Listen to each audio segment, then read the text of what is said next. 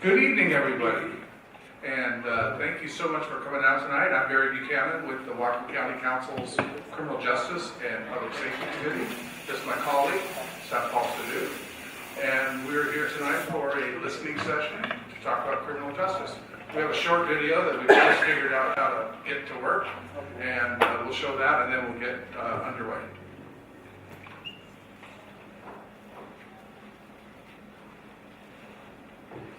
Hello everyone, I'm Barry Buchanan, Chair of the Whatcom County Council's Criminal Justice and Public Safety Committee, and I want to welcome you to the 2018 Listening Tour. We're reaching out to residents of Whatcom County to get your thoughts on our criminal justice system. Tonight, we will present an overview of where we are today and a timeline of events leading up to now. However, the main focus of tonight's meeting is to gather your input, so let's get started. The Whatcom County Jail was built in 1949 and until 1983 was located on the 6th floor of the county courthouse. In the early 80s, the State Jail Commission funded construction of the current correctional facility located next to the courthouse in downtown Bellingham, and the jail was completed and occupied in 1984. Over the next 2 decades, the county took numerous steps to enhance its criminal justice system, including creation of a jail alternatives program, establishment of a law and justice council, establishment of a blue ribbon panel on criminal justice and public safety needs, establishment of a drug court, expansion of the jail alternatives program and facility to include more beds and divert more offenders from full custody, adoption of an ordinance imposing 0.1% sales tax for criminal justice purposes, and passage of a voter-approved sales tax increase of 0.1% with part of the funding proposed for a new jail project and part for construction and operation of a temporary interim minimum security work center. In 2006, the minimum security interim work center opened and planning for a new jail began in earnest. Over the next few years, money was appropriated to fund a jail site selection process, facilities planning, and preparation of studies necessary to locate a new jail in Whatcom County. A jail planning task force was formed, and the hard work of this group resulted in recommendations for tangible next steps in development of a new jail proposal. In January of 2013, the county purchased approximately 40 acres on LaBounty Road in Ferndale as the proposed site for a new jail, and in the fall of 2014, Council approved a contract with DLR Group for design and engineering services. The Council approved a recommendation for the county executive to move forward with jail planning by hiring a professional jail planner and identifying parcels of land that could support siting of a horizontally designed jail. In 2015, the Council established the Incarceration Prevention and Reduction Task Force to study ways to prevent and reduce incarceration in Whatcom County. That same month, the Council approved a resolution to place a measure on the general election ballot for 0.2% sales tax increase to fund a new jail at the LaBounty Road site. In November 2015, Whatcom County voters rejected the ballot measure. Over the next 2 years, the county secured a jail facilities use agreement with other Whatcom County jurisdictions, and the County Council held a public hearing to gather citizen input on jail size. The Incarceration Prevention and Reduction Task Force worked diligently to prepare recommendations for safely and effectively reducing incarceration of individuals struggling with mental illness and chemical dependency, and also to minimize jail utilization by pretrial defendants who can safely be released. In July 2017, the County Council adopted an ordinance to place another measure on the general election ballot for 0.2% sales tax increase to fund costs associated with financing, construction, maintenance, and operation of jail facilities and incarceration prevention programs, including medical and behavioral health facilities and programs. In November of 2017, Whatcom County voters rejected the ballot measure. So, that brings us to where we are today. The County Council formed this committee to ensure thorough study and review of criminal justice and public safety. Our first priority is to reach out to the community, and gives citizens the chance to provide input and ideas for enhancing public safety and criminal justice in Whatcom County. Our process going forward will be to compile the data from these listening sessions and work with the Incarceration, Prevention, and Reduction Task Force to begin Phase 2, a needs assessment. The needs assessment will address who should be in our jail, where the jail should be located, a capital and operating budget, and what is the right size jail for Whatcom County. Once the needs assessment is complete, we will begin Phase 3, which is the facility planning process. The committee appreciates you coming out tonight and sharing your views with us about criminal justice in Whatcom County. So I'd like to introduce to you our facilitator for this evening. This is Holly O'Neill, and I'm going to give the mic over to her. Thank you, Barry. All right, welcome everybody. Glad you came out. My name's Holly, and I'm here to facilitate the session. And I want to start just by some housekeeping. So one thing is, if you're not familiar with the library, the bathrooms are right out that way, and you can see their signs. So at any point during this session, if you need to get up, feel free. I have with me my colleague, so Marty Solomon is in the back. She'll be taking notes throughout the session, and also the whole session will be recorded. So if you notice there is video, it's public record. But if you want to get online and watch yourself on the website afterwards, you can do that. And you can also see that video again, because I don't know about you, but I've heard it now. This is my 5th time. And there's a lot of information in that video. So if you want to listen to it again and just, kind of cogitate what's being said, it's up there too.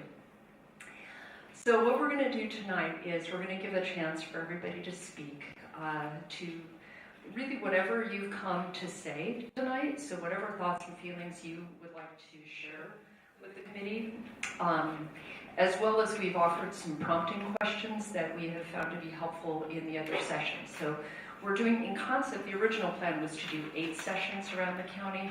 It's looking more like we're going to get 7 done. But we're really trying to reach out to different areas and make sure that everybody in different communities gets a chance to have a voice. So some of the questions that you might consider as you're thinking tonight about what you'd like to share are, what were your concerns about the previous jail proposal? Or if you loved it, you could share that. What are your hopes for a better solution? So if that didn't work, what is a workable solution from your mind? This third question actually really emerged in our conversation in Linden, where people really dug into the question of what is the end result we are looking for? Like at the end of the day, whatever we create, what is it that we're thinking we want to have happen for our community? What would it look like? And then the last one is that you might think about is what information do we need to make a good decision? So we as a community, we as the designers, what is the information? And that's also in your survey. So keep your survey till the very end of the evening, and then, write it out. Keep thinking about what do we need to know, because that really is going to drive that needs assessment. Did you catch that during the quick video? Right, the listening sessions, then the needs assessment. Yeah, question? Hi, I'm John, I'm the mayor here. John! Yeah, tell us who you are, your connection with. Oh, sure. And welcome, and thank you for being here. That's so great. We're glad you're here. Yay. Who are you? Yeah, I just show up, I start talking. Thank you for being here, but who are you? So my name is Holly O'Neill, and Marty and I, our business is Crossroads Consulting, and we do facilitation. That's what we do. So we're independent contractors, and so this committee hired me as part of their effort to try and create a space for people to really feel heard, and so that's why I'm here. Well, Yeah, and I am a resident of, do you know where Acme is? Yes, I am a resident. You all know South, right? You know East County? I'm an Acme girl, so just down the road. Okay, let me think of what else we need to say here. Let me tell you how the evening is going to work. I'm going to go through some guidelines for participation, and then you'll all have a chance to have the mic, and what I usually do is I just pass it around. just to make it easy. And then after everybody's had a chance to speak, usually the council members really also like to ask you questions to maybe, dig down into things that we've been talking about. But you'll have more than one chance. So we're going to do a 3-minute limit every time you have the mic. But if you can have more than one chance to speak. I just try and make sure everybody gets a chance. Ready? Okay. So I'm going to go through the ground rules. I'm actually going to pull these over here.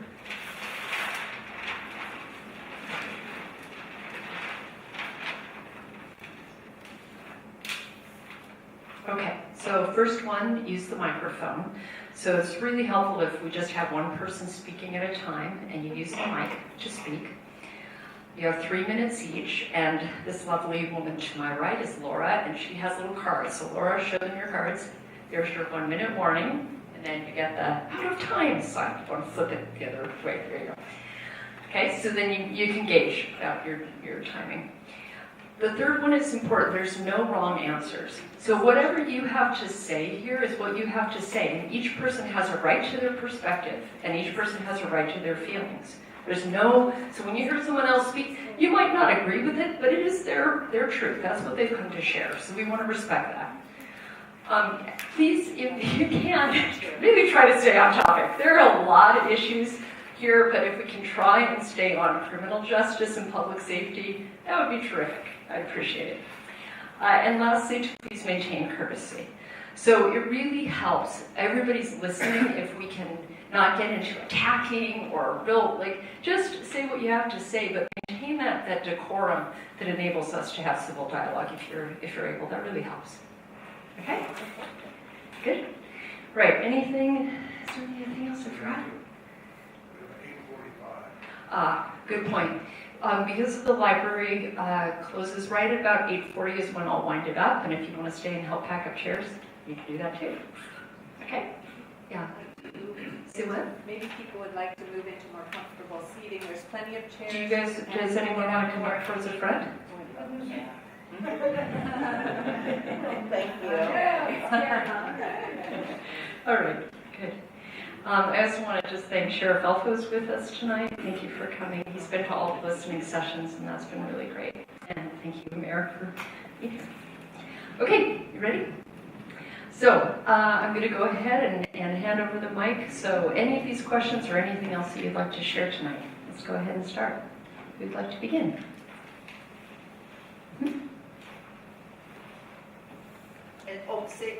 Say your name first. I'm Catherine Waters. I live in Nooksack. I've been a taxpayer in Whatcom County for 40 years. I have 3 suggestions to improve our public safety. First is to move the administration of the Whatcom County Jail away from the sheriff's office to a different public servant to do this job. And the reason is that the sheriff's office has a track record now of mismanaging our tax monies. For example, in the jail flyer that we took the tax monies to support the jail. And also the track record of putting citizens in harm's way, both those incarcerated and those who work at the failing jail. It has been unconscionable not to fix the present jail. Okay. The second suggestion is that the drug rehab facilities need to be local. This is because families and community support should be accessible. And the rehab should be available so that those ready to make the transition to clean and sober living will be served when they are ready. And that's really important to be effective. Our public safety sales tax funds need to be used to offer local drug rehab. Number 3, mental health triage facilities need to be available locally, even in more than one place in Whatcom County. Research shows that incarceration exacerbates mental illness and increases crime. So to improve public safety, we need to have community-based crisis management. Thank you very much. Okay, who's next?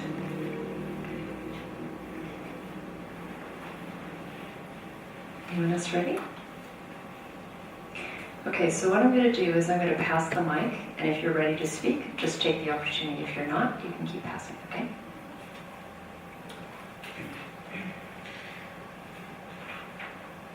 When the last tax was up, Molly Crocker. You got it. I live here in Ferndale. When the unincorporated Whatcom County certified Ferndale's post office. When the last jail proposal was up for a vote, I pointed out that a new jail isn't going to be the solution to all of our problems. That our problems involve law enforcement. They're a network of things involving drugs, available drug detox beds, drug rehab programs, healthcare access, the hospital, mental health treatment, law enforcement, justice, prosecution, jails, the economy, jobs, housing, homelessness. It's a web, and it's not just one piece. And the jail isn't going to solve all of those problems. But I think we need to, we need another task force. But I want the jail, what are the results we want? I want a jail that works itself out of a job. Yeah. That punishes the bad guys enough to make them not want to do that or not want to be here. And also gets help for the people that really do need a nudge toward living better. We were the victims of a crime on our property, people ripping us off. They actually tried to establish a relationship with us, and we thought it was very peculiar. And then they were back and lifting things out of the ground and walking away with them. Then some months later, I could follow these guys. I knew who they were, and so I could follow these guys. And when one of them showed up on the jail roster for having raped a 13-year-old girl, I said, wait a minute, he should have been in jail for what he had done on our property. And so that's why I say I want the jail to work themselves out of a job, but I want them to punish the bad guys.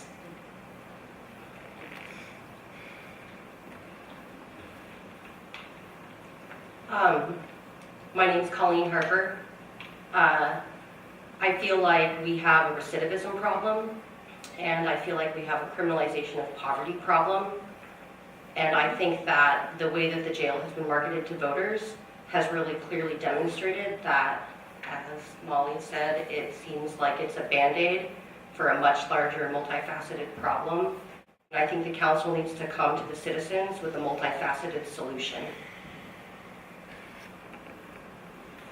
Hi, my name is Ian Harper. I'm a Ferndale resident. I'm going to start off with my major concerns with the previous two jail proposals was the cost and size of the new jail. Voters turned it down the first time around, and then it seemed like the second time around they were basically just hoping people would say yes, with little changes and little action done. A lot of the reasons why people turned it down was a lack of alternatives. And I would have expected a lot of movement on that after the first proposal failed, and I never heard anything.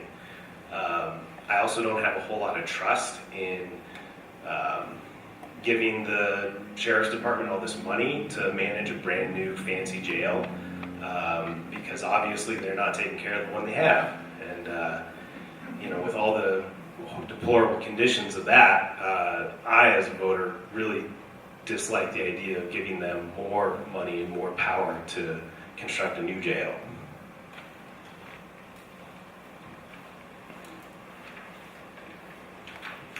Hello, I'm Carol Frazee, and I got a chance to visit the jail for the first time, and it was a real eye-opening experience. I don't think it's humane for the people in there or the workers, to be honest.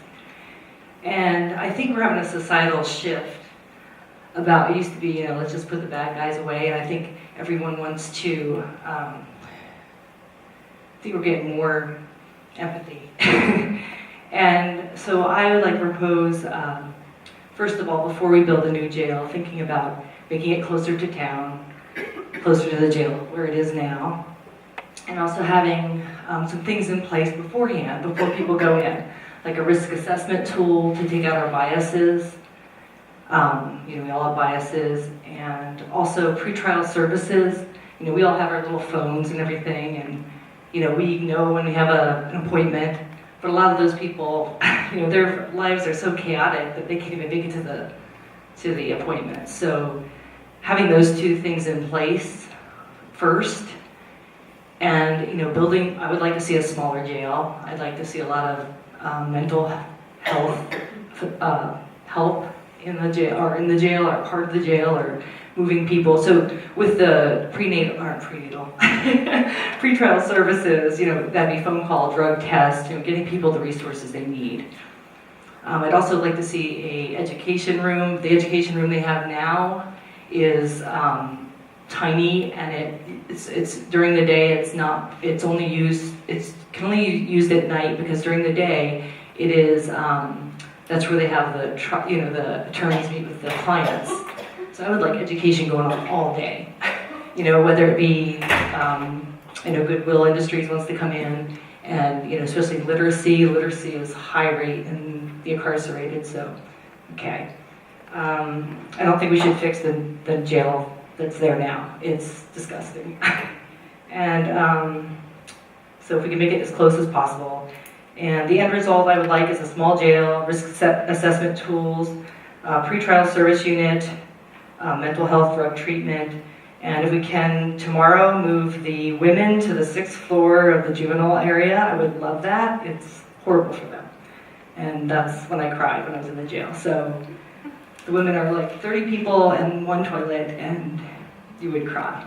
So that's what I'd like to see. Thanks. Tim Douglas. I've lived in the county for a long time. And when I first came here, I had a lot of direct responsibilities for dealing with both substance abuse and mental health problems. And what I found was that if people do not receive some kind of supportive treatment, if we don't have beds in a quiet environment that is not full of stimulation that people often misinterpret if they're in these circumstances, that will always be having to fill the jail with many of those people. So I would strongly advocate for making sure that the final proposal that we deal with takes into account the need to intercept people much earlier before they get to these crisis points. And I know it's not easy, and I know it's hard to treat in a jail facility. So I think we simply need to be willing to invest some money in community-based cooperative partnerships that help us find ways to get earlier treatment and support for folks, and not simply use the jail as our main triage facility, though I support having some there. We've spoken in this back room, so well, and who's going to make it back this Sure, but I'm going to speak. That's all right. Ronald Lurch from Everson, Washington, and I was at Linden, and I so appreciate you holding these sessions. So I think I didn't hear it all at Linden, and I'm not sure I will hear it tonight, so I'm going to say it. There is a system of intervention called restorative justice. And that is where someone who has done something bad gets together with the person that they did that bad thing with other people, such as Holly perhaps, to sit down and work it out. That would just go huge to diminishing the number of people who are being deemed criminals. So we need to decriminalize a lot of things. Poverty, that was already mentioned, mental health, mental illness.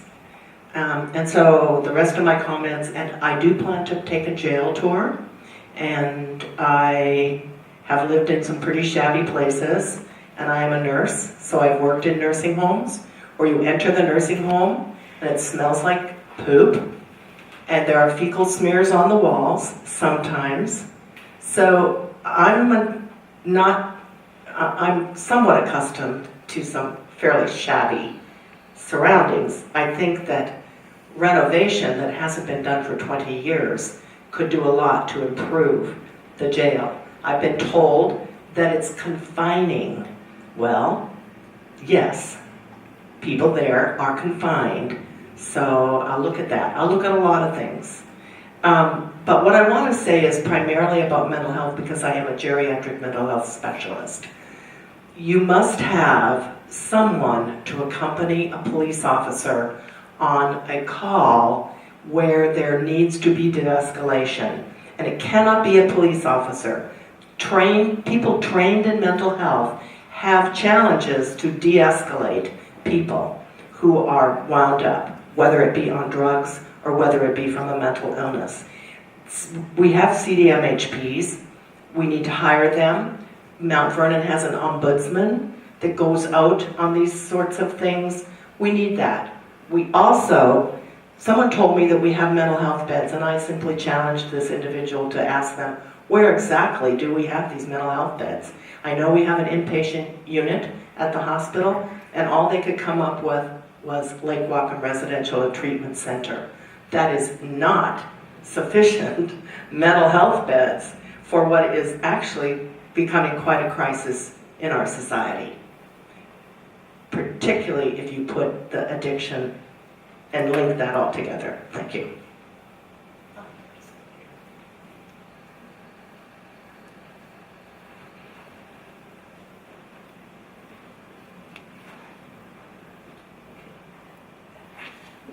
I'm going to read a piece this first time. My name is Joy Gilfillan, and I want to say that I know that there are violent people who need to go to jail. I also know that we have not done the services that we need to take people out of the jail system ahead of time. I agree with virtually everyone who's spoken so far. What I just wrote is a piece called Local Indicators of Civic Systems Failure in Whatcom County. Due to many external factors, any Whatcom County resident today is walking a fine economic line where an unexpected $100 or $300 expense can upset a family's survival capacity. Just one incident where 911 is called or the police are called creates a record. That record complicates the rest of their lives. Citizens fall into the gap. The unexpected debt, investigation, accusations, and months of engagement with the court system compound the problem. Anyone going through a divorce, disease, conflict, job loss, unexpected death, or loss of home can experience an imploding personal situation where they begin to struggle, causing one level of stress. They may end up on medication or become self-medicating just to cope. The cascading effect of distress leads to misfortune, and we see it. It's pandemic across our culture. Without an adequate safety net or justice-informed help, it is challenging for people to extract themselves from the disorientation and chaos caused. As the original situation mushrooms, the complications can throw an entire family and employers into a destructive down spiral with severe impacts. Whether or not the accused person is found guilty of any crime or there is any true victim harmed, families have found themselves in debt, $3,000 to $30,000 before trial. That debt is not just to courts, it's to dozens of other private contracting service providers. The economic cascading effects are real and escalate. People experience acute abuse and repetitive trauma, often for life, and it recycles. It's like a quicksand that sucks you down. Without a safety net that helps people get back on their feet with a place to go, work to do, and a safe place to sleep, people drop into poverty and despair. In Whatcom County, we have a clear lack of this safety net. It's been validated everywhere we go. This is caused by a systems gap, and the impact is harming our workforce and choking the local lifeblood out of the community. The solution to this problem is not more civic debt, more laws, more jails, and more punishment. What we need are real economic and social supports for people who are marginalized. Keep in mind, folks, that it costs $75,000 just to arrest one person and hold them in the state prison. Once people end up in this system, they can go down for 10 years. $75,000 times 10 years is a lot of money, so that's $750,000. We can invest a few thousand and take them out of the system up front. Thank you. So we're going to pause right there. So, my film guys asked that when you speak, if you could stand, that will help. And also, I'm going to have you kind of right over there so folks can see you because they can't see you. Okay, so it's coming down the line. Thank you, Joy. You set the standard there for what you're not standing. There we go. Okay, go ahead. And your name starts? My name is Annie Shepherd, and I was very much unaware of the prison system, very much unaware of what happens in jail, very much unaware about how people are treated in those jails. An example that I know of, someone was set free in the middle of the night. I just think it could have been done a lot better, and it's almost like this is really a recipe for failure, setting somebody out in the middle of the night. And I think things like this happen, and it makes me feel very, very sad. I'm more or less a witness, and up until knowing somebody personally, I had no idea. I trusted the system. I just trusted, and I don't anymore. I feel that most people are decent, and if they get a chance, they can do better. And I don't think punishment is the best answer. I think treating people with dignity and respect is a pretty good start. Who wants it next? There we go. Okay, stand up. Nate, you got this. My name is Marilyn Johnson. I'm from Linden, born and raised, but moved away, been to a lot of places. Came back about 10 years ago. 3.5 years ago, I was arrested by a Linden cop and had never been so humiliated, demeaned. It was supposed to have been a welfare check after a family ordeal, and I didn't answer my phone or the door for a couple of days, and they were worried about me. I get this cop showing up when my bedroom light goes off, stomping up the stairs, with another 2 of them, throw me in jail in the middle of the night like some animal. I knew this was not this guy's first rodeo, so I started checking on. He has 1,000 arrests in about the 10 years he was there.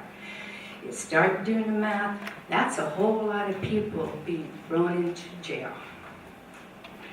I have been going around this county for the last few years talking to a whole lot of people. They've been terrorized and they are mad. And until we don't get the confidence of the people back to get this jail proposed and approved, it's going nowhere. There needs to be a task force to sit down and hear the stories of people like me instead of getting blown off. Scott Courthouse did listen, and he cleaned house at that city hall. But this little gang is around, and they are nasty people. And until they're taken care of, we're going to have a problem. And I don't want to start telling you the stories I've heard, but I sure would like to talk to a few people privately for you officials, because I got the stories.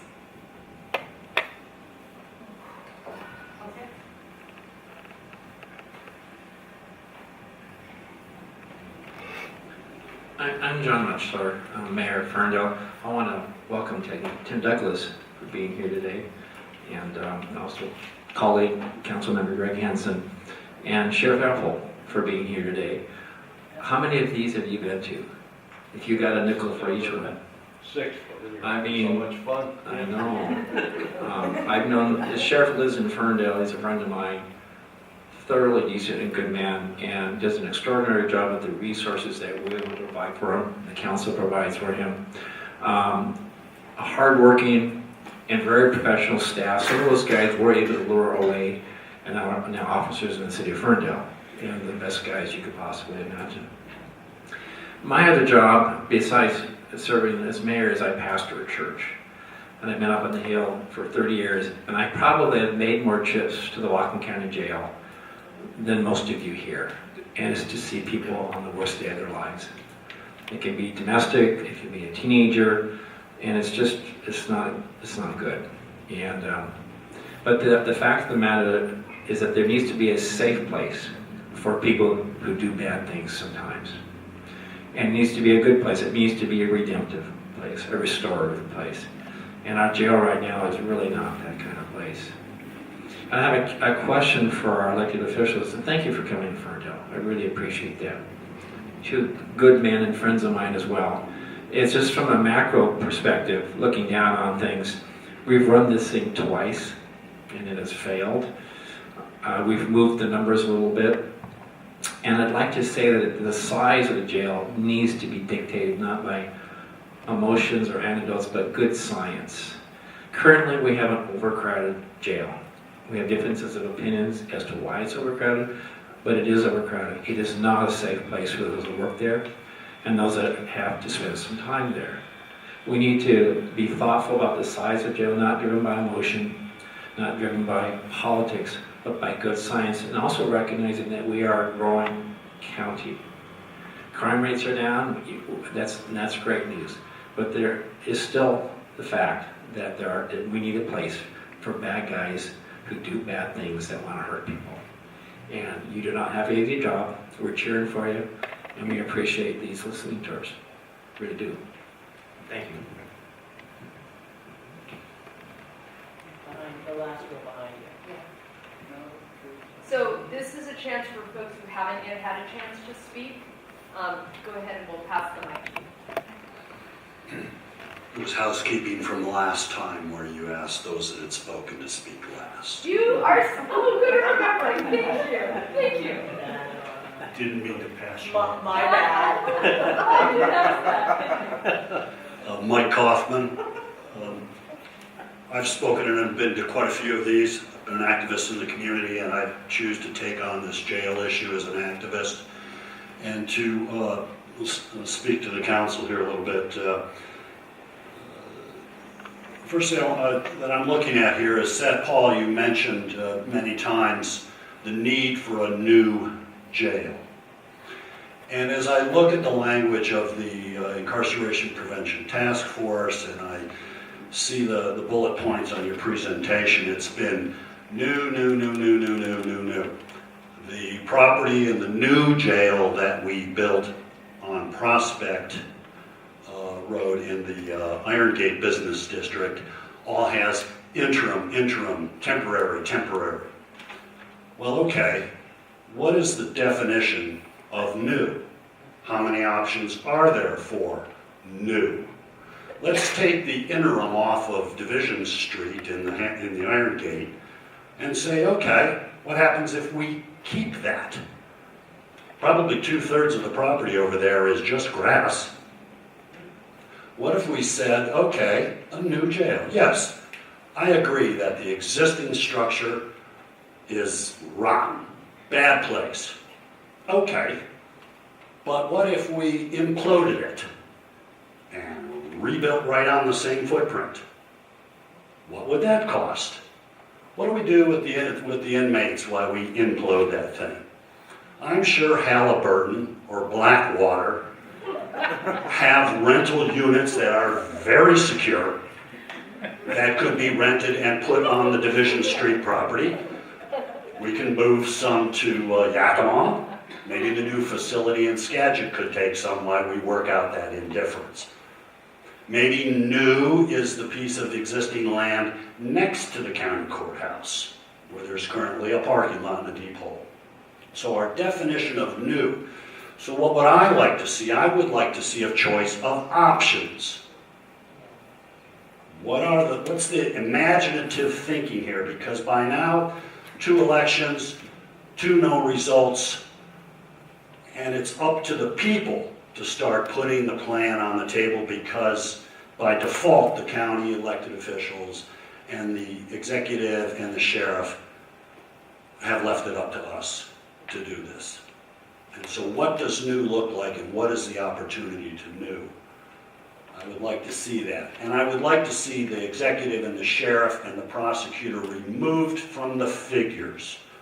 We've heard it many times tonight that no one trusts these individuals, that there's been manipulation on their part, in my opinion, and in others. And until we have a forensic accounting of what's really gone on with this thing and what the accounting is, we can't make a good decision on this. So that's my piece for this evening, amongst others that I've said before. Thank you for the opportunity. Mike, when you say removed from the figures, what do you mean?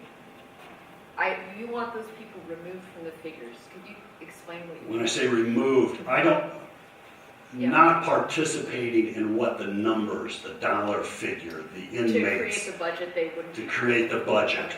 No, I understand. Yes, independent, very independent. Got it. And one other thing, just to clarify, understand that a jail is a county issue. Prison is state and federal. Jail is up to, as I understand it, 1 year worth of term. If they're in longer than 1 year, off to prison, it's a state responsibility. And I can speak to that next as I'm out of time. Thank you. Thanks for the clarification. Okay, so anybody else who didn't yet get a chance to speak, did you guys want to speak? Yeah, you can ask questions. The way it'll work is you're welcome to ask questions, but we won't do it back and forth. But you can pose questions and write them on your sheet, and then they'll speak to whatever they want to speak. If that makes sense. So, other comments? Yeah? So everybody who's wanted to... Okay, so we're on to seconds then. I'm Colleen Harper again, and I'd just like to speak a little bit to the mental health issue and my personal experience with that. My sister is schizophrenic. She has 4 kids. About 2 years ago, I started to see her life really disintegrate around her and her mental health condition disintegrate. And I will note that she lives in King County, so this was their criminal justice system, but I think that the systems and the theory of criminal justice really is pervasive in Whatcom County as well. So as a family member, I visited as often as I could. I checked in on her. Our family looked for resources everywhere that we could, including the criminal justice system. We were basically told that until she had been violent, there wasn't anything that they could do for us. She went to my niece's school and had a violent episode with administrators that initiated Child Protective Services coming in and removing the children. When the police officers were at the house talking about removing her, they told my mother to focus on and exemplify an incident where my sister had been violent during an argument, and they used that to file domestic violence charges on her. They put her in jail for 3 weeks without her medication, and she came out with her mental health severely deteriorated. It was damaging to everybody involved. It was damaging to her family. It was damaging to her children. She was back in and out of jail 3 times that year with no meaningful treatment. It basically ended in no contact orders because of her violent threats, which are not considered violent enough to pursue on a criminal level, but because there are no options. She will just cycle in and out of the King County justice system until her life fizzles out. That has a really long-term financial cost to taxpayers in these counties. It's really expensive to put people in and out of short-term mental health treatment through incarceration. You provide no resources It amplifies violence on an interpersonal level within the families, and it's just destructive. So, you know, as we consider options for why these, as our mayor said, bad people are in jail, that characterization, I think, is extremely limited. I think we know that a lot of the people in our jail here are pre-trial, that they're there on less than $500 cash bail.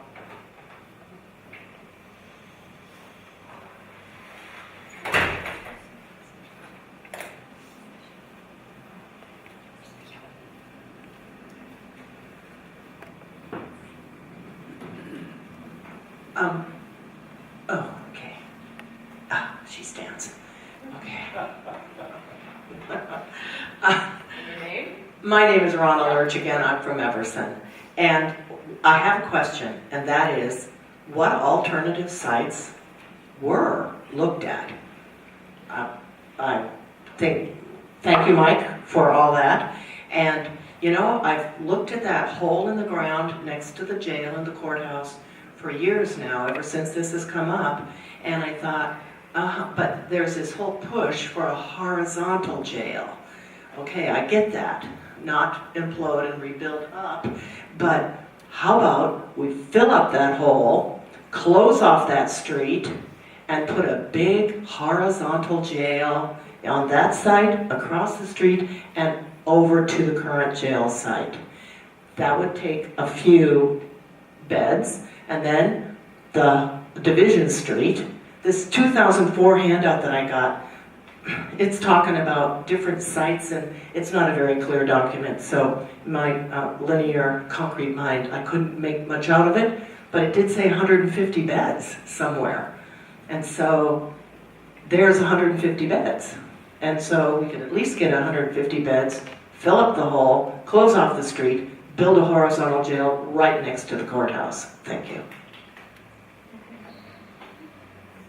Did you want to speak? You just got here. You just got here. Would you like to speak? Hey, why not? There you go. So your name first. Thank you. Please, Danny. You got it. Lloyd Zimmerman, 2234 Main Street. I just got back from Albuquerque, New Mexico.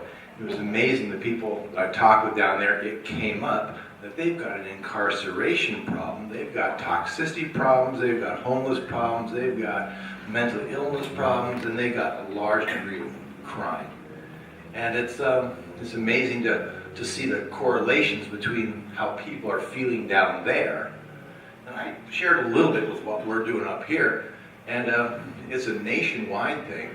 And from my perspective, working in the alternative healthcare business, you have the 3 T's of toxins, trauma, and then thoughts.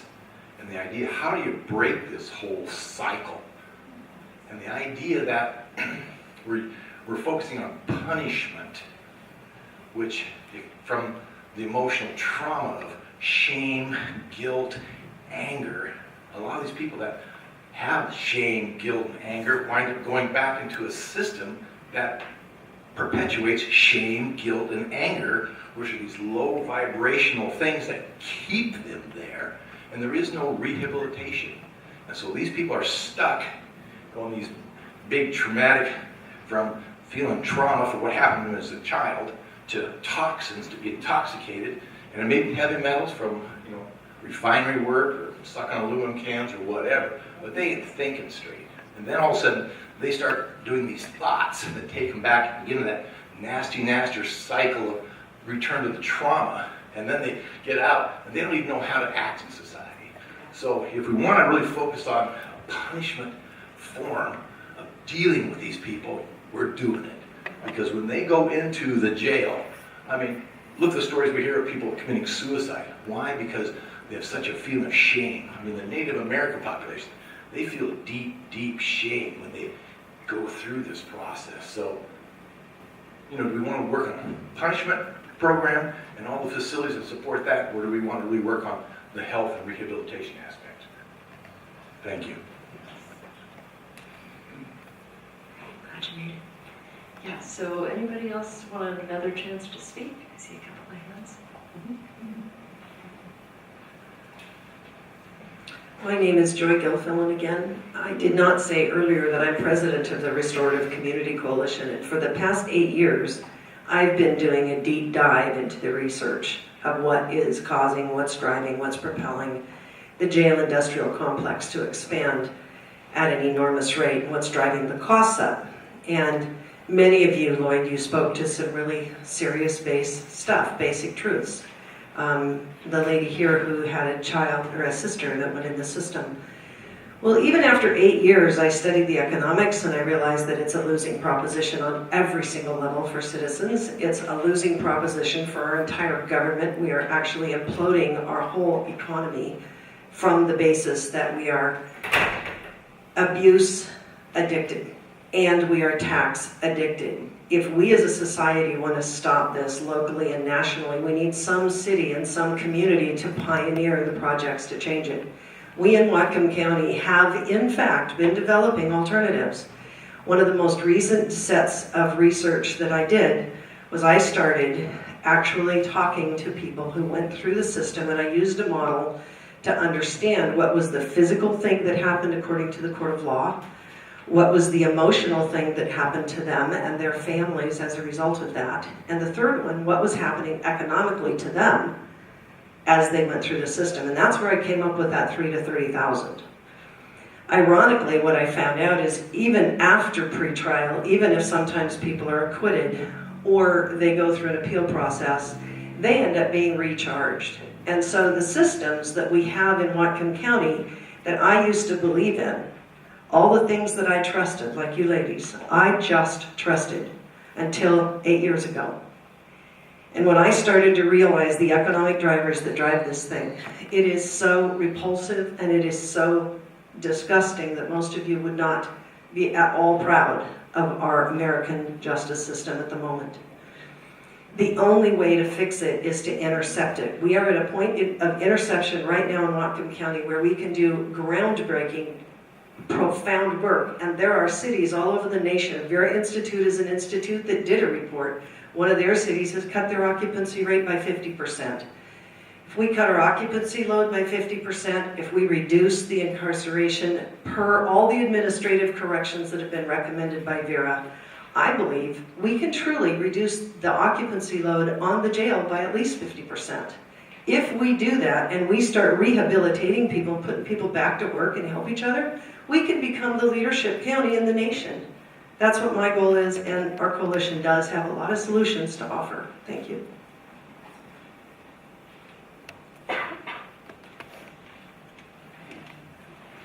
Molly Crocker again. I do have heard some of these stories about incarceration and what did you call the jail industrial complex, where inmates are charged outrageous fees to make a phone call. Or the one that bothered me was listening to a couple of guys talk about their jail experience. I used to teach at the community college, this came up all the time. They were sitting there talking with me about this and telling how they got transferred to outside of Whatcom County, Skagit County or Yakima or something like that, and then lost their connections with their families who may have not even known where they were going to go. And then couldn't make a phone call, there was no one who could act on their behalf, who could come and visit them, and they were away from their attorney, that sort of thing. I think that's one of the reasons I think our jail needs to be. By the way, I voted for the jail proposition, but we need to separate the jail from these other issues, an improper arrest. Okay, we need to separate the bad cops. That's a separate issue from the jail. And we need to separate the mental health issues from the jail. The jail might need to be where we begin to sort some of those people. We need to give them but we need to be able to treat them safely and fairly and still corner the bad guys and make them feel uncomfortable about being the bad guys. Did you also have a question you wanted to put on the table? The question I had was, in your video you said there was a 0.1% tax. Is that still happening? And is it going into the jail fund? What's become of those monies and how are they being used? So we're going to hold that question. You guys can ponder if now's the right time, or we can put it together in an FAQ. Were there other people who wanted to have another chance to speak?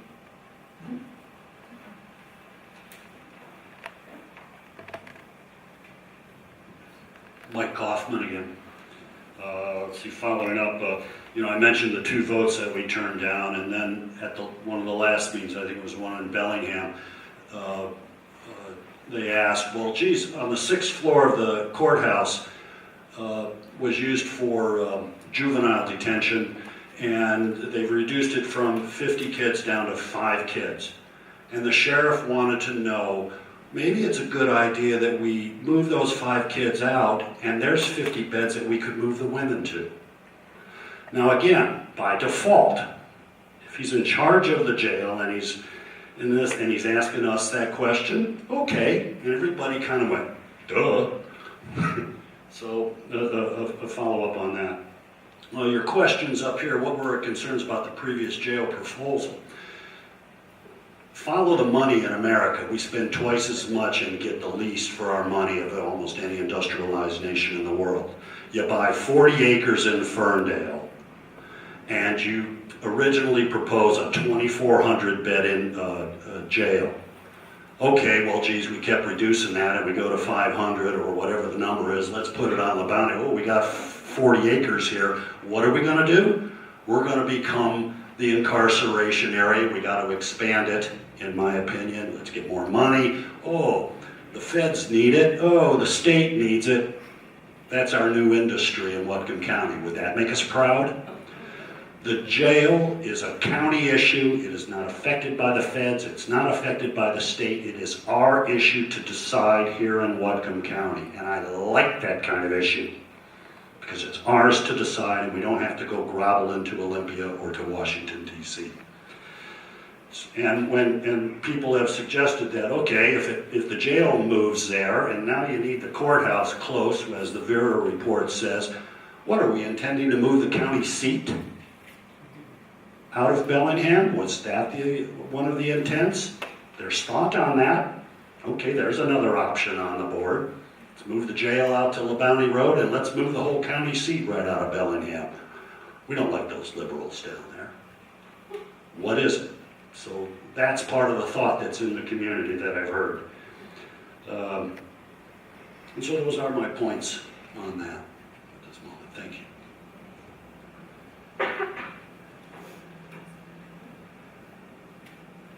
Yeah, and I think, really appreciate too what you're saying of, the council members and the sheriff have also just been asking questions, and what a great thing that they're asking, and because it is a time we have to stop, to your point, and really think about what's the best solution, for our community. Another point? Just very briefly again, I have heard our elected officials here in town specifically argue that the economic impacts of having a jail in our county would be wonderful for Ferndale. I find that incredibly disturbing. I don't think that when we're talking about people's lives, that we should be talking about the tax benefits or the potential growth that's there.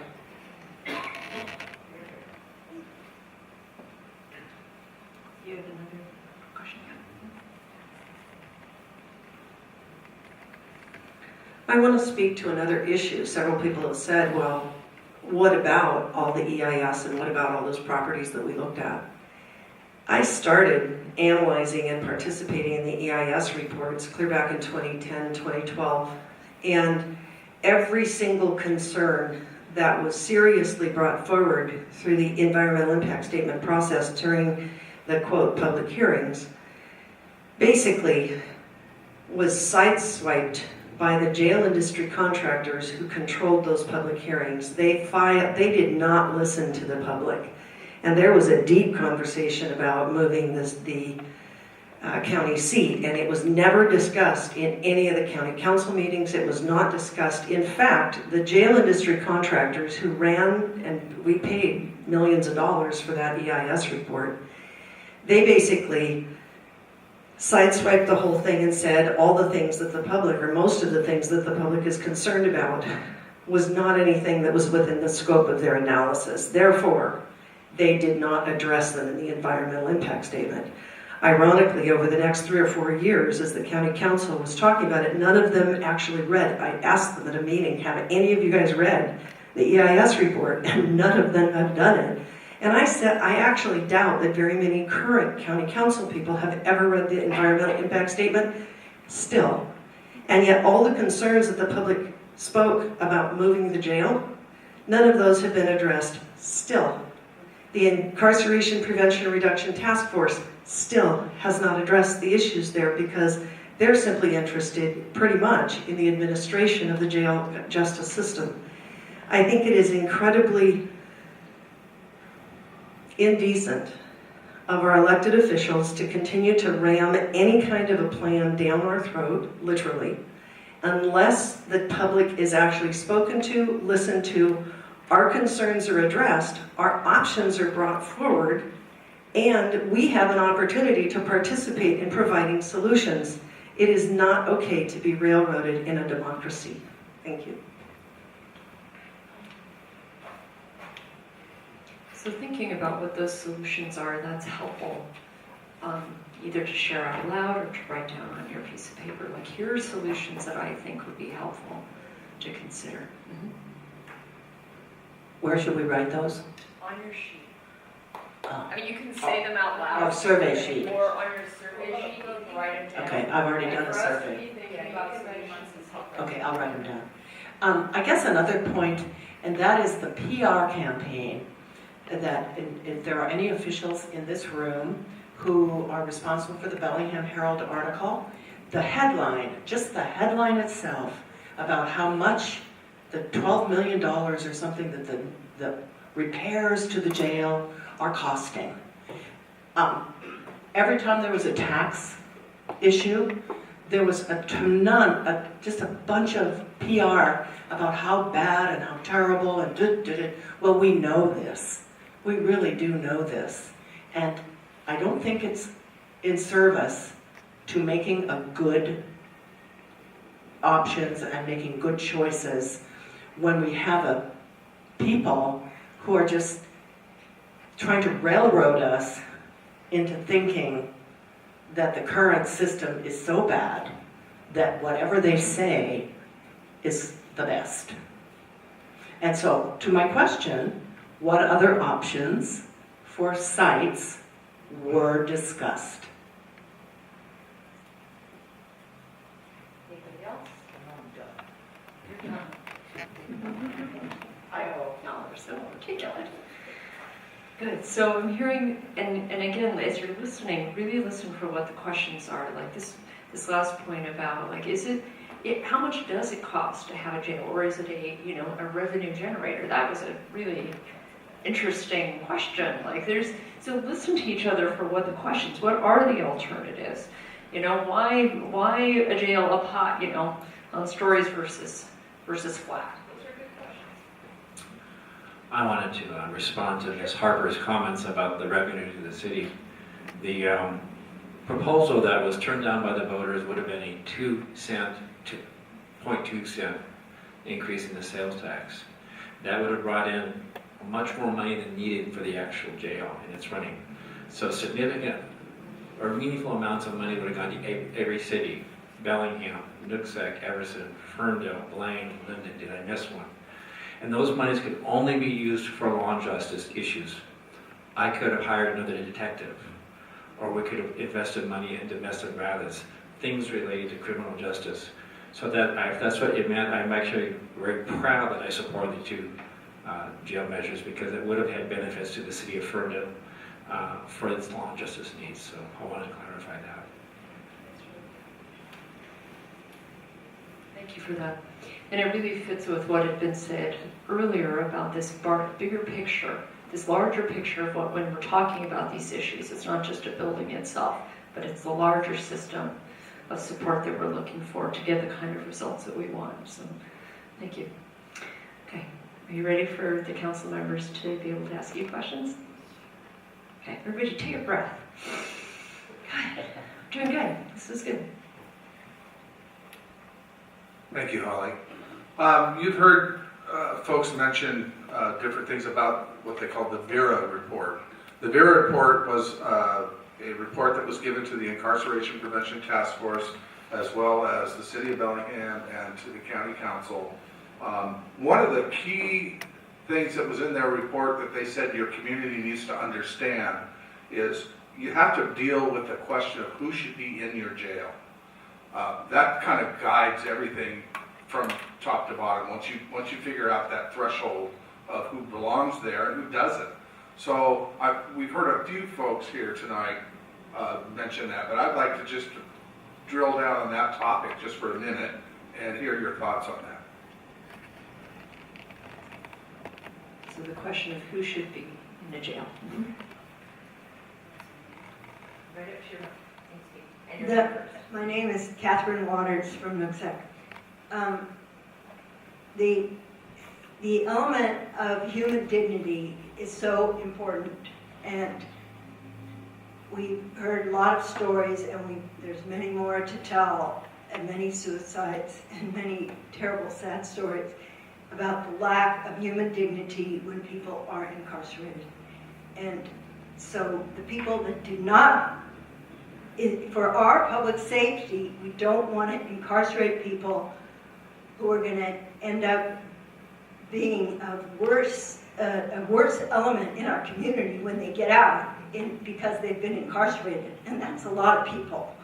So I don't want the mental health and the drug rehab under the incarceration system. I want them separate. I want them under the community-based system that respects human dignity.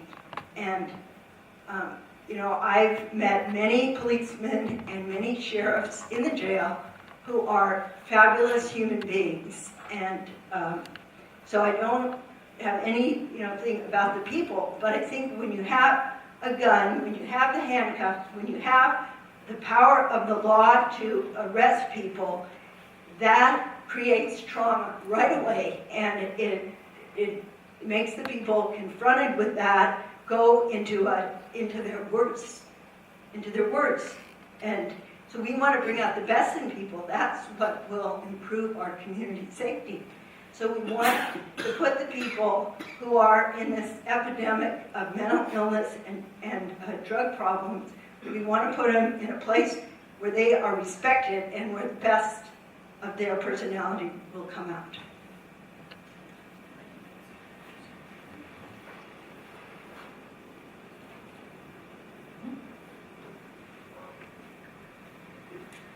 Who should be confined? I think that's what you're asking. And, if we just tackle that as just an intellectual problem, we have laws. Right now, there's a law when a homeless individual is peeing because they have no place else to pee. They're peeing in public, and there's a complaint that they are exposing themselves. Now they have committed a crime. Do they need to be confined in a jail for that crime? So the whole question, I really get your question, and I think it's a really relevant question, but it really gets down to the root of everything that's going on in our society today in terms of what we've criminalized. The 3 strikes you're out, we already know that was a dumb idea. The drug laws, we already know those were really ridiculous. And it goes on and on as we begin to get some kind of sense that our society is based on punishment, and there's all the stigma. Everybody here has talked about that. So I can't actually answer the question as to who should be confined. I guess I could say the psychopath or the sociopath who is out there harming others, but they're so dang clever, they're never going to get caught. They do get in jail, and they get studied in jail. And it probably is a mental illness that needs to be in jail. So it's a darn good question. I think we got to make some changes in our society, how we police, how we enforce, what's a crime, taking out all the benches in downtown Seattle, and then creating a boundary for where people may or may not loiter, i.e. rest, if you're homeless. So there are some serious issues to get to that, who should be confined. Thanks. Someone else on that question? I think there's stages. Again, my name is Joy Gelfellen. My study allows me to see that we are actually capable of inventing a completely different system. One, which is where people who are truly unsafe, who are harming the community, or are likely to go out and do true serious harm to other people, they certainly need to be confined. And I've got to say, I would like to say that there are many law enforcement people who I think are incredible. There's judges and I'll tell you the one thing I've learned from this process is that when you analyze the Bureau report, and when you then do the mapping of that report, and because they have a process for the Superior Court process, I then went in and mapped the half a dozen layers that are underneath that. Where are the places that we can do interceptions? Where are the places that we can reduce our average length of stay from 22 days back to the 9 days that we used to have in the 1980s. Right now we're running at 22 days and yet our crime rate is down, our violent offenders is down, everything's down, and yet our length of stay is up. Well, what's up with that? So when you actually diagram it and you go back, there are law enforcement decisions that are made by supervisors that are controlling what the police officers can do. There are things that the 911 people make decisions on that they do under stress. There are decisions that are made by judges because they are presumed. The judge can't even get involved until the prosecutor gets involved. The public defender doesn't even show up until charges are shown. So bail is set basically by the prosecutor based upon the charges that are all filed. So unless you dissect the system and you look at it, you don't know how to fix it. Unless we actually dissect our social structures and realize we don't have proper mental health facilities in Whatcom County. We don't have dual diagnosis healing facilities. Our entire alternative health and community health-based system that used to exist is basically been gutted. We need to actually do a public disclosure and ask people who are mental health and systems health providers to stand up and say, how would you solve the problem? That would be an amazing project, and we could do that to every sector of the problem to fix it. Solving homelessness is another huge one, but I'm out. Thank you. Yeah. Who should be in our jail? Who should be in our jail? Mike Kaufman. I think in our society we have to realize one of the things we are in America, we are a capitalist nation. Our society is based on money. Our jobs, our pensions, our livelihoods, everything that we have is based on money. And the jail system, the criminal justice system is a money-making industry.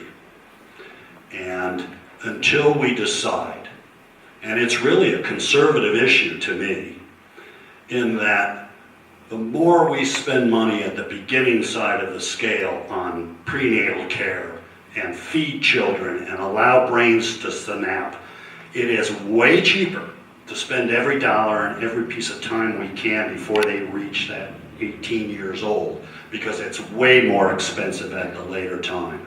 And we need, as a society, to your question, I'm coming at it from a philosophical point of view, until we change that way of thinking in America, that myself, I am the privileged white class. I admit it. I was designed to be this way. The corporate America designed me to who I am. It's documented in the movement of businesses out of the Cleveland, Ohio area into the suburbs of it. And I deal with this with my 93-year-old mother all the time. Why can't those people just do better? It's because we systematically starved them, we systematically took their jobs away, and they have no money. And when you have no money and you have no basis for living, you're going to do what you have to do to steal a piece of food. 3 strikes, you're out.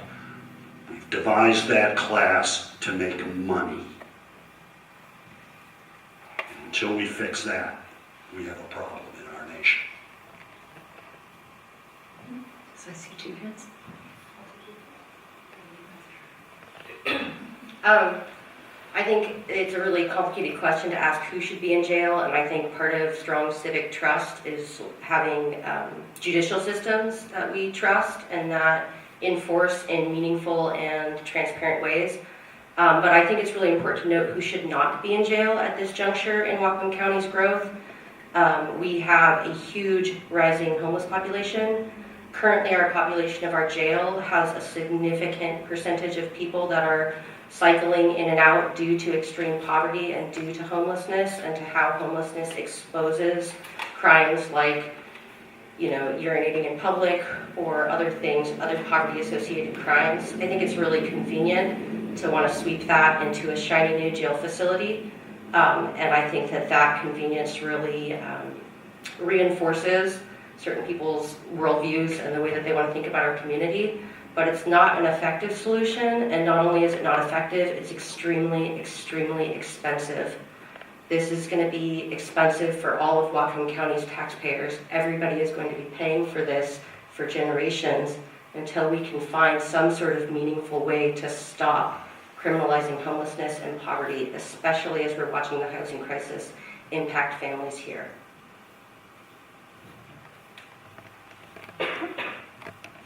Catherine Waters. Maybe Sheriff Elfo could help me with this. Okay. That I had understood that when officers go out on a domestic violence report, they are expected to arrest somebody. Is that true?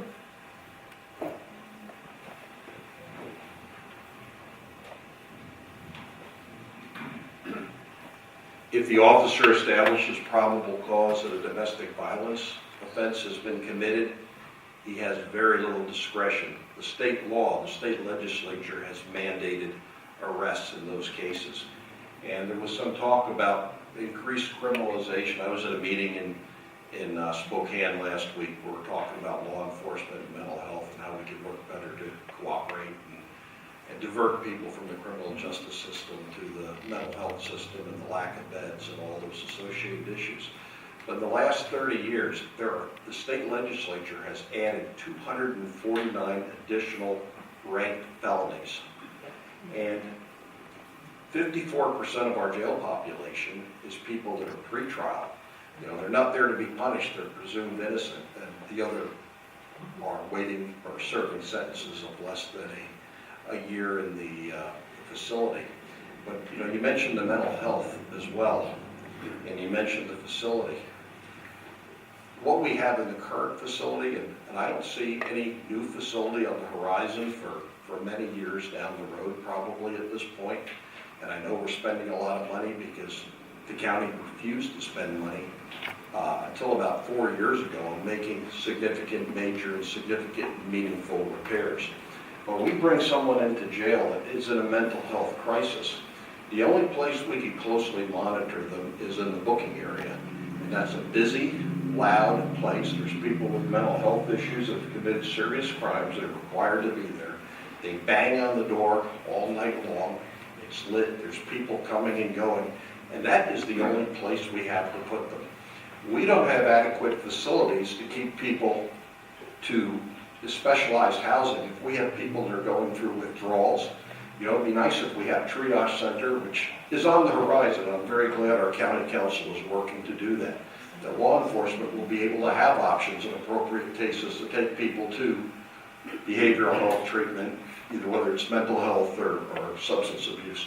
But when they commit a serious crime, the court's going to order them held in jail.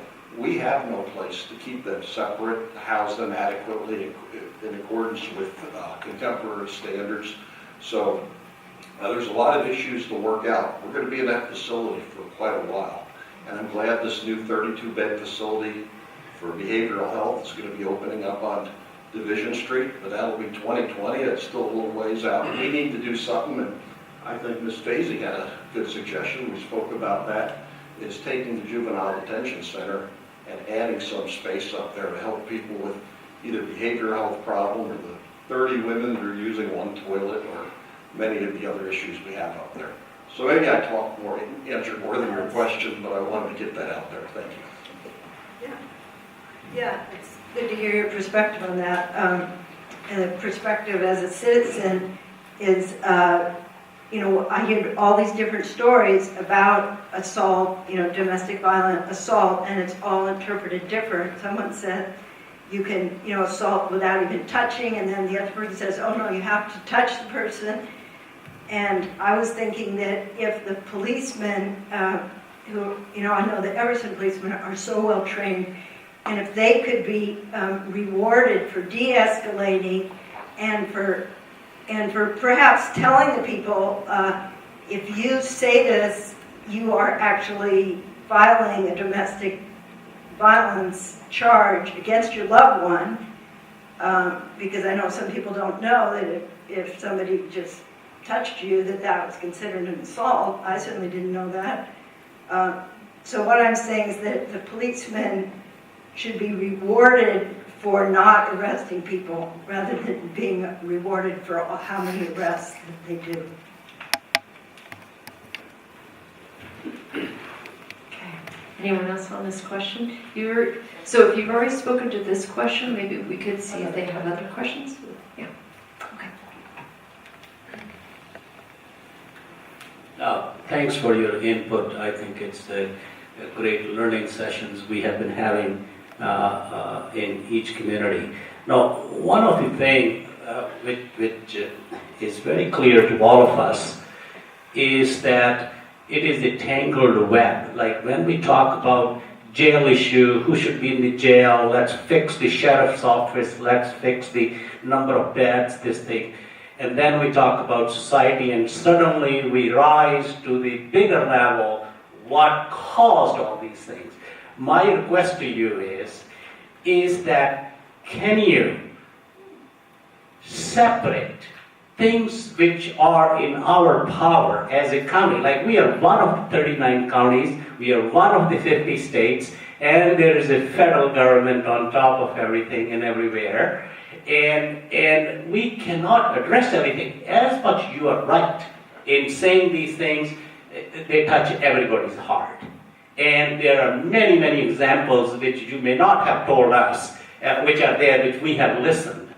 But what we would like to see, at least I am asking you, is that in your best judgment, if you can break it down with whatever knowledge you have and you don't have, it's fine, to tell us what decisions we can make at our level to do a better criminal justice system in our county. I think if we confine ourselves to that topic, we will find some solutions.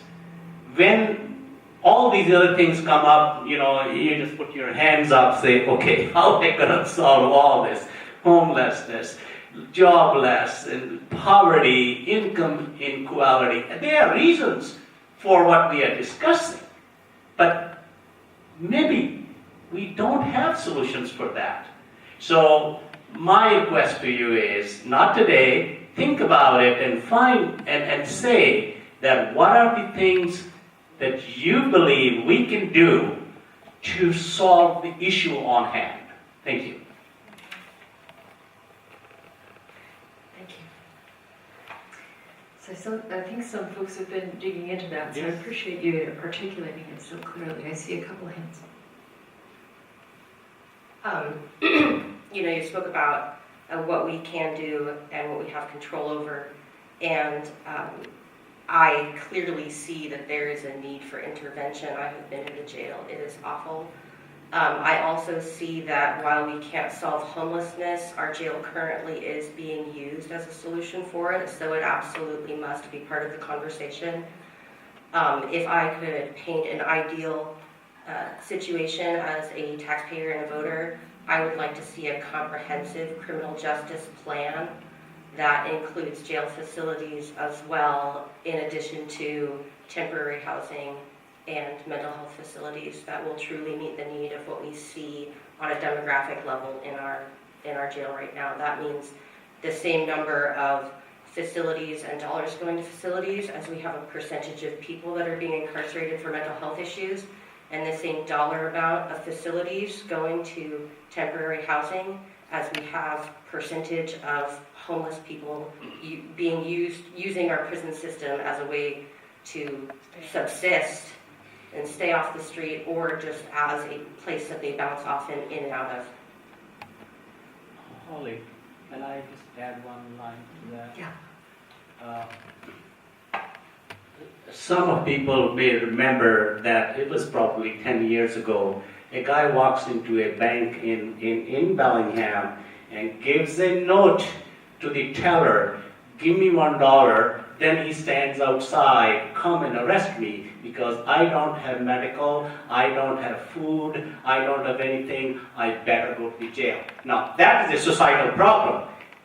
This is the only way we can serve, like we learned about emergency rooms system, giving people health care. Go to emergency room, don't go to your doctor, you don't have medical, you can't pay.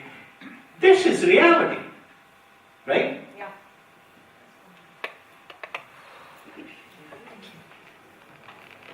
So a couple of hands back here.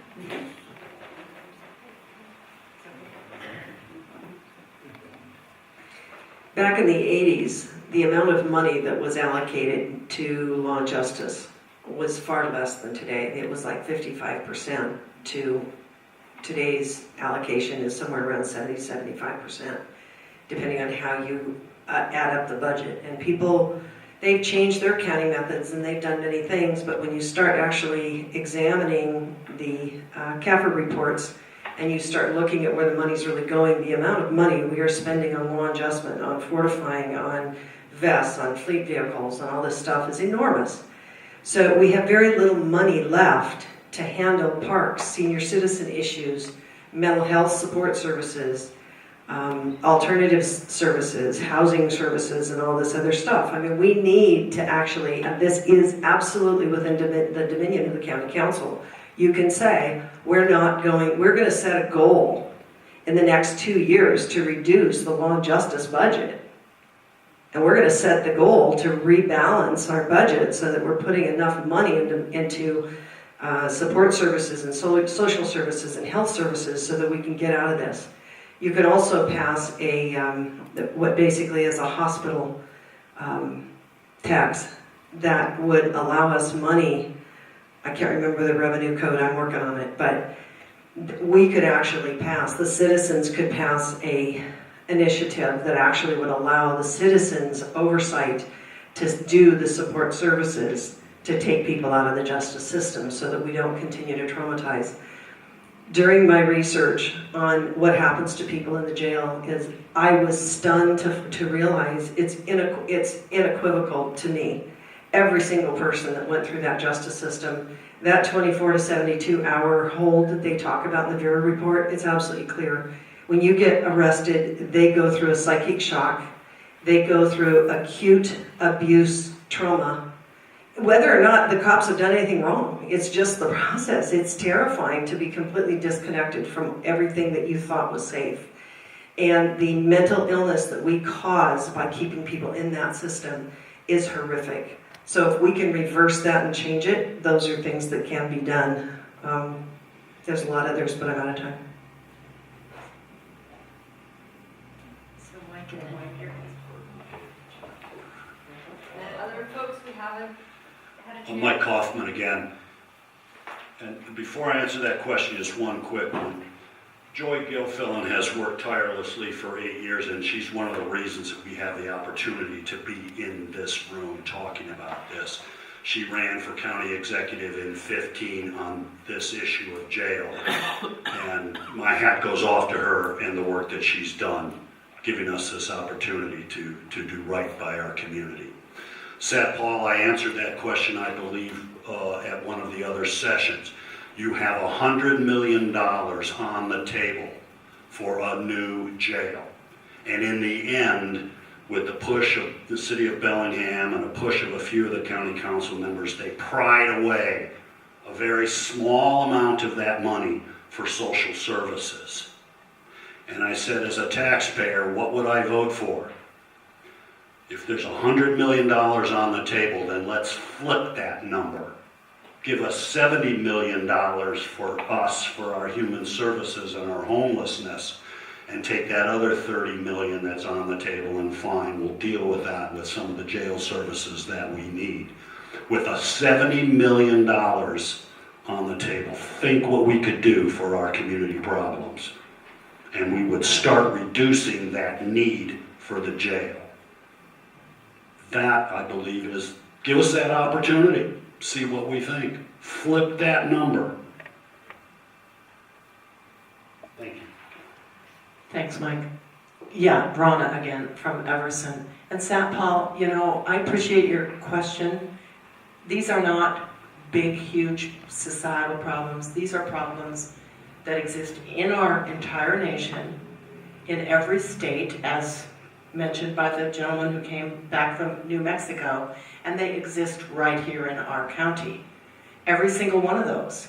Homelessness, you name it. These are not unique. What is unique to us is that we have, as Mike says, we have the opportunity to make some changes. You know, I worked out at Whatcom Counseling and Psychiatric Clinic in 1980 when Mr. Reagan was elected, and he cut the block grants to mental health day treatment programs. The day treatment program ended. Then came along the Rainbow Center and it's moved, but it ended up on Holly Street. That has somehow ended. So there have been services. These aren't expensive services. And I honestly believe that if we had the opportunity to vote for these types of services, for the public health and safety, we would probably approve that. But we're not voting for punishment. It's just never going to pass.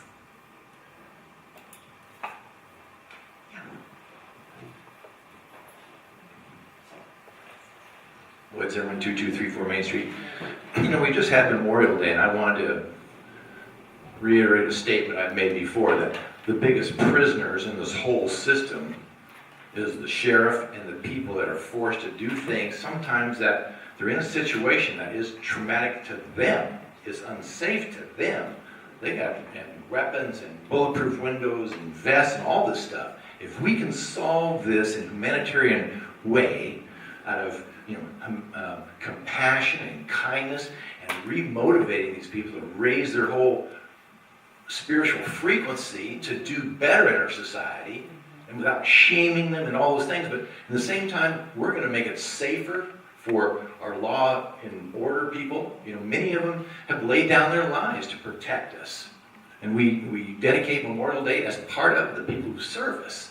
And so if we can really solve this problem, like Joy has said, and the restorative justice aspect of it, all the other victims of the system and this scenario, if we change that, we'll make it better for everyone involved, for the people who hold the guns and are holding the guns being against them. So I'm very optimistic that these processes, and my hat goes off to both of you to sit through these public meetings, and the sheriff to take his off time to be here. We're trying to work it, and really, if you think about it, this whole capture, punishment, torture, however it is, this goes back 2,000 years. The Romans were using this, and we can do better because being a Boy Scout is food, water, shelter. Let's take care of these basic things. I hear this story about the guy that says, I take a paper gun and I made a threat because take me away because I'm just so hungry. And it's ironic and ludicrous, but that's the craziness of what's developed. Chasing the dollars for the industry of, the criminal justice system and the money. Another thing that became really clear when I was visiting New Mexico was the bail system that they're fighting against. And that whole web of, financial slavery for a lot of people. And they're put into a debtor's prison situation that is just, when you start, watching the videos and the stories, and it's clearly laid out to the snookery that's going on, and you get these people, they're white-collar criminals on the other side, enslaving these people for the misfortune of whatever.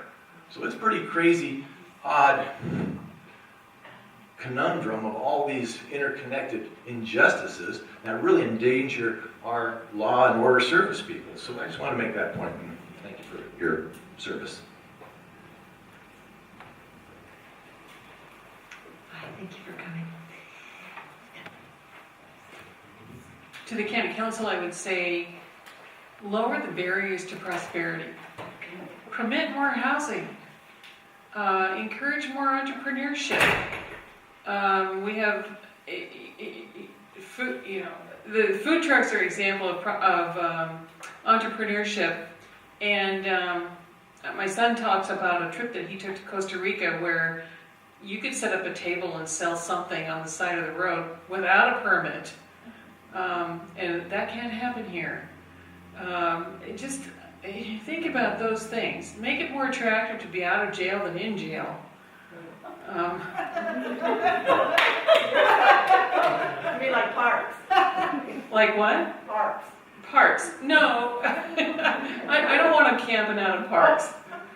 I want to be able to go to the park with my granddaughter without people living in an inappropriate way in the park.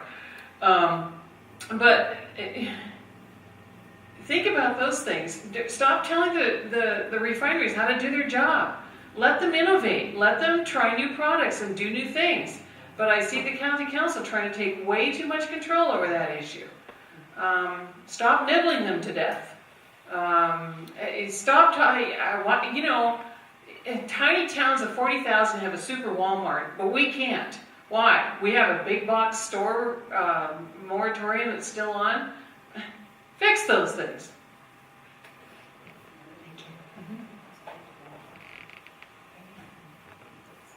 Thank you, council member, for your question. I would just encourage you to keep your eye on the ball. And the citizens here have shared a number of problems that we have. You deal with them, I deal with them. But the problem before us is an unsafe jail. It's a place that hurts people. It's dangerous for our dedicated workers. There are times when bad people need to be locked up so they don't hurt more people. It's just a matter of fact. And there are a lot of problems that we need to fix, and we should try. But keep your eye on the ball, as this jail is not a safe place for anybody right now. And I appreciate your hard work doing that. Did you want to speak? Okay. I want to speak to that issue again, Joy Gilfillan. I've been interviewing, as I said, a lot of people who have been going through the jail. And there are people who are being held in the jail on multiple-year-old warrants for like 45 days. There are people who have asked to get EHM so that they could go home, they could be under supervision, and it's been rejected. The city of Bellingham has implemented a very strong electronic home monitoring and other programs.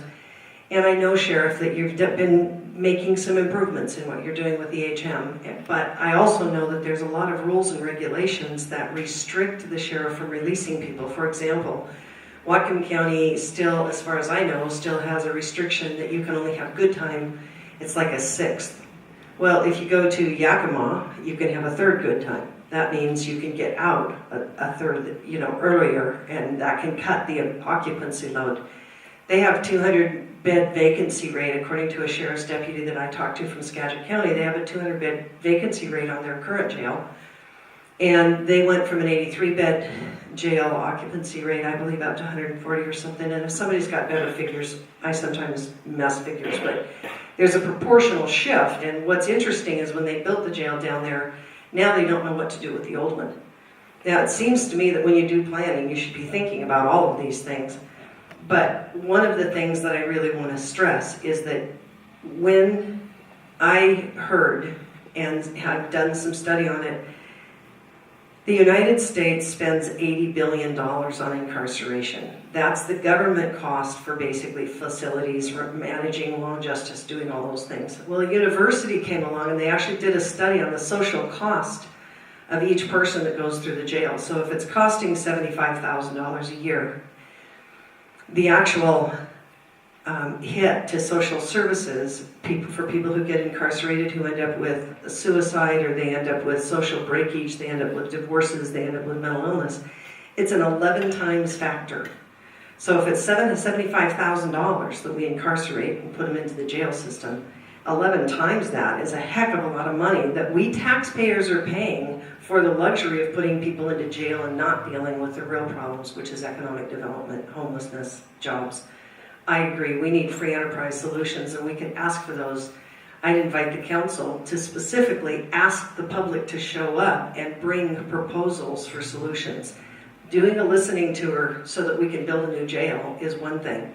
Actually asking people who have solutions to propose the solutions and bring them to you and give them 10 or 15 minutes to make their deliveries and allow the public to know what the community would solve, I think that'd be a real powerful thing.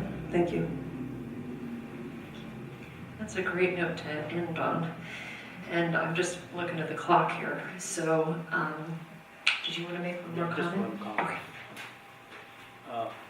Just to be clear, we don't have a restriction on anybody to bring any proposal. This is not only listening in that truly sense that, I don't know what the meaning behind it. It's not a charade, if that's what you're insinuating to. This is a real effort to come out, and we do not limit anybody. It's on the website every meeting, and we have said, not only fill the survey, please send a proposal. You can have a 5-page, 10-page, and that's my question, last question was, give us a practical ways which is in our power at our level to make a difference in Whatcom County. We always, it's like sine wave, we working in here, we go touch other things and we come back here, then we go touch other things. $80 billion, great. But how it affects us, if we want to cloud the issues with $80 billion and 11 times that, maybe we should be talking in Washington, D.C., not in Washington State, really. I mean, we have time, we have our powers, we have our elected body, make a difference. And you are welcome to bring any proposal. If you didn't understand that, I'm requesting you, please, anything you have to propose, you are most welcome to. Can I just say, thank you very much for that encouragement of the group, and I think that, Joy, the way that I was hearing you is the importance of really looking and bringing those forward, and I think that this is a good time to do that, so thank you both for that. So, everybody, I just want to thank you for coming this evening, and I'm going to turn it back over to Barry, and he's going to close us out. Well, again, thanks everyone for coming out and sharing your views with us. It's very important for us to get around to the different communities in the county and to hear your thoughts on this. Again, thanks for coming out, and this meeting is adjourned. Yay.